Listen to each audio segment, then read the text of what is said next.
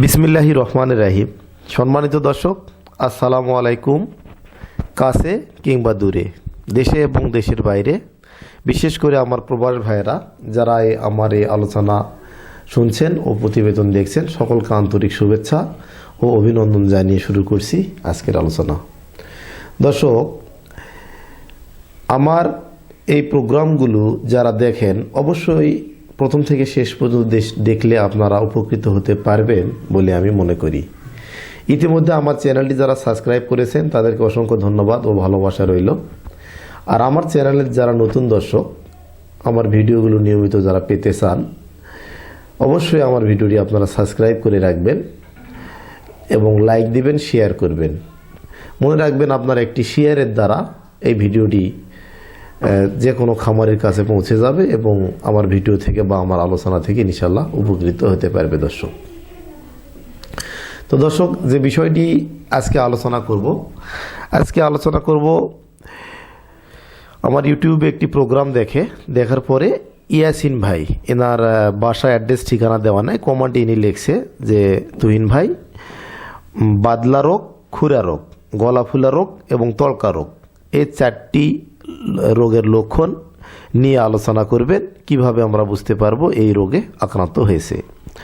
তো তারই কমান্ডের উত্তর দিতে আজকে আমি হাজির হয়েছি। বাদলা রোগের লক্ষণ ও চিকিৎসা নিয়ে প্রথমে আমি আলোচনা করতেছি।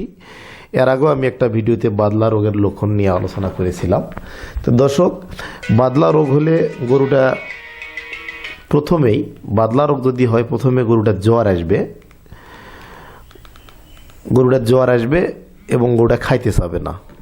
এবং এই বাদলা রোগটা ধরে যে সমস্ত গরু স্বাস্থ্য সবল এবং বেশিরভাগ গরু শাহিওয়াল এবং ফ্রিজিয়ান বাছুরগুলাকে 6 মাস, 7 মাস, 8 মাস, 10 মাস বয়সের যে গরুগুলা স্বাস্থ্য সম্পূর্ণ ভালো, এই সুস্থ গরুগুলা এবং সৌন্দর্য গরুগুলাকেই এই বাদলা রোগটা আক্রমণ করে। বাদলা রোগটাকে ব্ল্যাক কোয়ার্টার বলা হয়।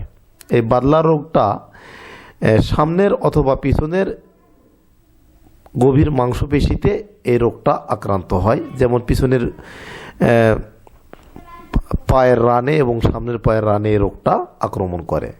তো দর্শক, এই রোগটা যদি হয়, দেখবেন যে আক্রান্ত স্থানে মাংসটা ফুলে যাবে এবং যদি হাত দিয়ে চাপ দেওয়া যায় তাহলে ফুলা স্থানটা ডাবে যাবে এবং একটা শব্দ অনুভূত হবে। সেই সময় যদি আপনারা এরকম করে নিডিল দিয়ে যদি ছিদ্র করে দেন, তাহলে দেখবেন যে পসপস করে শব্দ হচ্ছে এবং কালো রক্ত ওখান থেকে বের হচ্ছে। তো এতে আপনারা বুঝতে পারবেন যে গরুটা বাদলা রোগে আক্রান্ত হয়েছে। আর তলকা রোগটা হচ্ছে এমন একটা রোগ, এটা শরীরের মধ্যে অ্যাটাক করে, কাঁপুনি শুরু হয় এবং তলকা রোগে চিকিৎসা করার সময় খুবই কম পাওয়া যায় এবং জ্বর থাকে। আর খুরা রোগ হলেও গরুর 103, 4, 5 ডিগ্রি প্রথমে জ্বর আসে এবং কাঁপুনি হয় এবং মুখে ঘা হয় বা জিভায় ঘা হয় এবং পায়ে ক্ষত স্থান তৈরি হয়, ঘা হয়। প্রথমে মাছির আক্রমণ হয়। মশা এবং মাছি যখন একদিন পড়ে যায়, আক্রান্ত স্থানে জীবাণু বাসা বাঁধে এবং সেখানে পোকার তৈরি হয়। দর্শক, তো তড়কা, বাদলা এবং খুরা রোগ নিয়ে আলোচনা করলাম। আর একটা রোগ কি যেন দেখি আমি, গলা ফুলা রোগ। এবং গলা ফুলা রোগের লক্ষণটাও একই রকম হবে, সিমটম। যেমন 104 থেকে 5 ডিগ্রি জ্বর থাকবে, গরুটা খাইতে কম চাবে এবং এই যে গলার এই জায়গাতে ফুলে যাবে, মাংসপেশিটা গলার থতনার নিচে অনেকটা ফুলবে। এতে আপনারা সবচেয়ে সহজ উপায়, গলাটা ফুলে যাবে, একেই গলা ফুলা বলা হয়, গলা ফুলা রোগ বলা হয়। তো দর্শক, এই 4টা রোগের চিকিৎসা একই রকম, কিন্তু এর সেবা যত্ন শুশ্রূষা আলাদা। যেমন খুরা রোগ হলে আপনাকে জীবাণুনাশক দিয়ে ধৌত করতে হবে ঘন ঘন। যত আপনি জীবাণুনাশক দিয়ে ধৌত করতে পারবেন, যত পরিষ্কার রাখতে পারবেন, তত তাড়াতাড়ি খুরা রোগটা সুস্থ হয়ে যায়। দর্শক, তো খুরা রোগ, বাদলা, তড়কা, এই রোগগুলা যদি হয় আপনি অবশ্যই, এবং গলা ফুলে, প্রথমে আমি আপনাদেরকে সহজ সমাধান, সহজ একটা চিকিৎসা আমি আপনাদেরকে বলে দিচ্ছি। প্রোনাফেন ইনজেকশন 40 লাখ, যদি 100 কেজি বডি ওয়েট ওজন হয় তাহলে একটি আপনারা দিবেন। যদি 150 কেজি বা 180 কেজি হয় বডি ওয়েট, আপনারা 2টি পোনাফেন ইনজেকশন ডিস্টিল ওয়াটার রয়েছে মাংসপেশিতে আপনারা ব্যবহার করবেন। পাশাপাশি আপনারা অ্যান্টিহিস্টামিনিক ইনজেকশন 100 কেজি বডি ওয়েটের জন্য 5 সিসি এভাবে বডি ওয়েট অনুযায়ী আপনারা করবেন।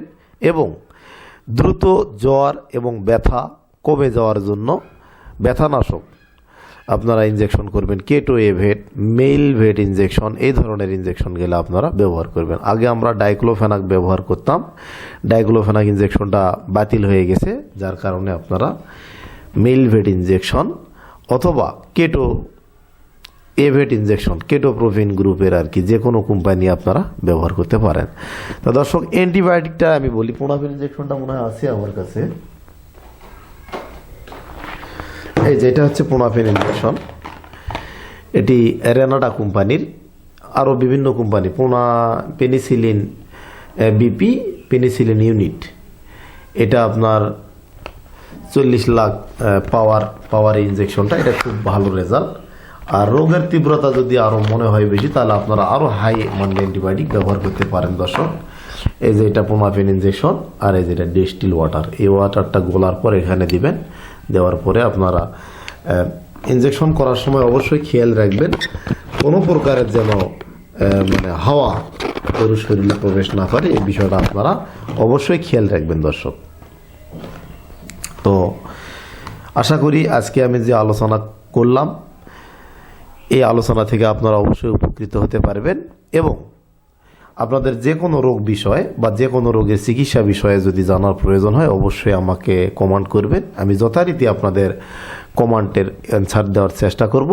শুধু আপনাদের কাছে আমার একটা জিনিসই চাওয়া, টাকা পয়সা ধন সম্পদ কিছুই আমি চাবো না, আপনাদের ভালোবাসা, আপনাদের সাপোর্ট। আপনারা আমার ভিডিওগুলো নিয়মিত দেখেন এবং আমাকে আপনারা সাপোর্ট করেন এবং আমাকে আপনারা ভালোবাসেন। তো যখন কোনো ভাই আমাকে ফোন দিয়ে বলে যে ভাই আপনার এই ভিডিও দেখে আমি আমার একটা রোগাক্রান্ত গরু ট্রিটমেন্ট করেছি, আমার গরুটা সুস্থ হয়েছে ভাই, তো খোদার কসম বলতেছি তার চাইতে আমার জীবনে আনন্দের দিন আর কোনো দিন হয় না। আর তখন মনে হয় যে আমার এই পৃথিবীতে আসা সার্থক, আমার জন্মটা সার্থক। যদি আপনাদের উপকার করতে পারি, দেশের উন্নয়নে আমরা কাজ করব। দর্শক, আপনারা যে কোনো বিষয়ে চিকিৎসা এবং পরামর্শ, যারা দুধের গাভী ক্রয় করে প্রতারিত হয়েছেন অনলাইনে, দর্শক তাদের যে কষ্টটা কি সেটা একমাত্র আমি বুঝি, কারণ আমিও এক সময় গরু ক্রয় করে প্রতারিত হয়েছি। তো অবশ্যই দর্শক, আপনারা যেখানেই অনলাইন হচ্ছে প্রচারের মাধ্যম, ইউটিউব চ্যানেল হচ্ছে প্রচারের মাধ্যম, ফেসবুক প্রচারের মাধ্যম, আপনারা অবশ্যই ইউটিউব অনলাইন থেকে গরু ক্রয় করার সময় অবশ্যই জেনে শুনে বুঝে গরু ক্রয় করবেন। অবশ্যই আপনারা প্রতারণার হাত থেকে রক্ষা পাওয়ার জন্য যে সমস্ত পদ্ধতি অবলম্বন করার দরকার করবেন। তবে দর্শক, অনলাইনে গরু দেখে আপনারা অবশ্যই গরু চয়েস করবেন, কিন্তু গরু ক্রয় করার ব্যাপারে অবশ্যই দেখে শুনে যাচাই বাছাই করে সরাসরি সরজমিনে গিয়ে আপনারা ক্রয় করবেন। তবে দর্শক, আমি আপনাদের কথা দিলাম, আপনারা অবশ্যই আমার কাছে যারা গরু ক্রয় করবেন, আপনাদেরকে আমি যাবতীয় চিকিৎসা এবং পরামর্শ এবং খামার করা বিষয়ে সার্বিক সহযোগিতা আমি আপনাদেরকে করব। আমার কাছে আপনারা গরু ক্রয় নাও করেন, অবশ্যই আমার ভিডিওগুলো যদি আপনারা দেখেন, গরুর জাত এবং মান সম্পর্কে আপনারা ধারণা নিতে পারবেন এখান থেকেই। কোন ধরনের বকনা ভালো মানের সর্বোচ্চ গাভী হবে, ইনশাল্লাহ আমার ভিডিওগুলো দেখলে আপনারা বুঝতে পারবেন।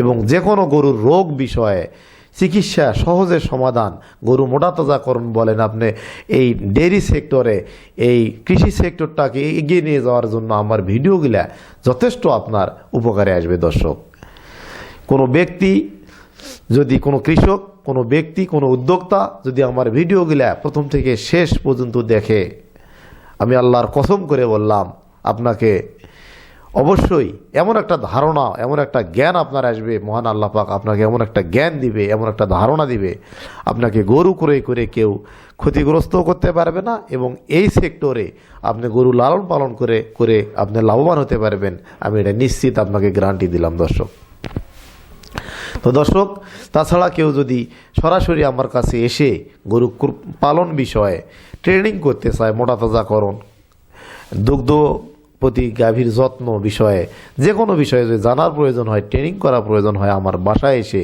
থেকে আমার নিজ খরচে আমি তাকে উদ্যোক্তা তৈরি করতে যতটুকু সহযোগিতা করার দরকার আমি আমার মন থেকে আমি চেষ্টা করব। দর্শক, চাকরির পিছে না ঘুরে আমরা কি করব? আমরা নিজেরাই উদ্যোক্তা হব, আমরা নিজেরা কর্মসংস্থান তৈরি করব, নিজেরা বেকারত্ব দূর করব। দর্শক, তো আমার কথাগুলা যদি ভালো লাগে এবং আমার ভিডিও থেকে একজন ব্যক্তি যদি উপকৃত হতে পারে, তাহলে মনে করব যে আমার ভিডিওটা তৈরি করা সার্থক হয়েছে। যেমন ইয়াসিন ভাই জানতে চেয়েছিল যে তড়কা রোগ, বাদলা রোগ, গলা ফুলা রোগ এবং খুরা রোগের প্রতিকার নিয়ে আলোচনা করবেন তুহিন ভাই। তো আমি আলোচনা করলাম। এ ধরনের কোনো রোগ বিষয়ে, যে কোনো বিষয়ে যদি আপনাদের জানার প্রয়োজন হয়, অবশ্যই আমাকে কমেন্ট করবেন, অবশ্যই আমাকে কল করবেন। আমি তার যথারীতি অ্যান্সার দেওয়ার চেষ্টা করব আমার অভিজ্ঞতা এবং জ্ঞান থেকে। দর্শক, আপনারা অবশ্যই ভালো থাকবেন, সুস্থ থাকবেন। আর আমাকে যারা ভালোবাসেন, যারা আমার পাশে থাকতে চান বা দেশের উন্নয়নে সহায়তা করতে চান, তারা অবশ্যই শুধু একটা লাইক, একটা সাবস্ক্রাইব, একটা শেয়ার এখানে অংশগ্রহণ করে আপনারা এখানে অংশগ্রহণ করতে পারেন। এই বলে আমি আমার আলোচনা এখানেই সমাপ্ত করলাম। আপনারা ভালো থাকবেন, সুস্থ থাকবেন। আজকের মতো বিদায় নিলাম। আসসালামু আলাইকুম।